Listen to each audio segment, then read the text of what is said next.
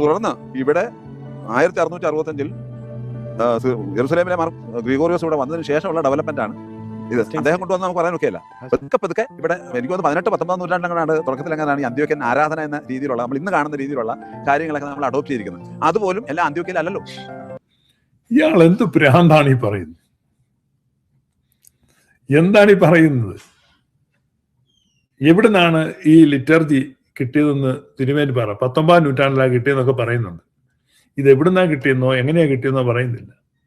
ഇവിടെ ഉണ്ടായിരുന്നത് യാക്കോബായ സഭയാണെന്നും ആ യാക്കോബായ സഭയുടെ ആരാധനക്രമം നിങ്ങൾ പിളർന്നപ്പോൾ അതേപടി പകർത്തിയതാണെന്നും പകല് പോലെ വ്യക്തമാണ്.